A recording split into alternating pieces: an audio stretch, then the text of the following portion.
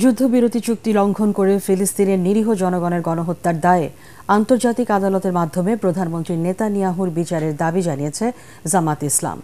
গাজায় ইসরায়েলের ন্যাক্কারজনক হামলার প্রতিবাদে রাজধানীতে প্রতিবাদ ও বিক্ষোভ মিছিল করে দলটির ঢাকা মহানগর দক্ষিণ শাখা। এতে দক্ষিণের আমির নেতানিয়াহুকে মানব সভ্যতার দুশ্মন বলে উল্লেখ করেন। মুসলিম বিশ্বকে ঐক্যবদ্ধ হয়ে ইসরায়েলের বিরুদ্ধে আন্দোলন গড়ে তোলার আহ্বান জানান তিনি। খায়রুল ইসলামের রিপোর্ট। গাজা উপত্যকায় নিরীহ ফিলিস্তিনি জনগণের উপর ইসরায়েলের নৃশংস ও বর্বরোচিত হামলার প্রতিবাদে জাতীয় মসজিদ বাইতুল মোকাররমে বিক্ষোভ মিছিল ও মানববন্ধন করে বাংলাদেশ জামায়াত ইসলাম।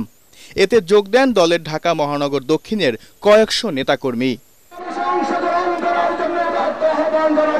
এ সময় সারা বিশ্বে ইসরায়েলি পণ্য বয়কট সহ বিশ্ব মুসলিম উম্মাহকে ঐক্যবদ্ধ হয়ে প্রধানমন্ত্রী নেতানিয়াহুর বিরুদ্ধে কঠোর পদক্ষেপ নেয়ার আহ্বান জানান জামায়াত ইসলামী ঢাকা মহানগর দক্ষিণের আমির মোহাম্মদ নুরুল ইসলাম বুলবুল। অবৈধ রাষ্ট্র ইসরায়েলি রাষ্ট্রকে আন্তর্জাতিক আদালতে অবৈধ ঘোষণা করে এ রাষ্ট্র বিলুপ্তির জন্য আন্তর্জাতিক সম্প্রদায়কে এগিয়ে আসতে হবে।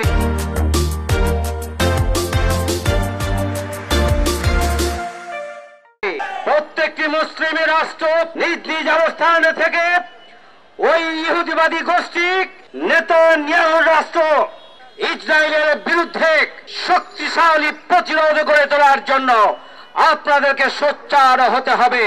বাংলাদেশের পাসপোর্টে ইসরায়েল ভ্রমণের নিষেধাজ্ঞা পুনর্বহালেরও দাবি জানান ঢাকা মহানগর দক্ষিণের নেতারা। তারা আমাদের এই কিবলাকে ধ্বংস করার জন্য আমাদের মুসলিম ভাই বোনদের উপর নির্যাতন চালিয়ে আসছে।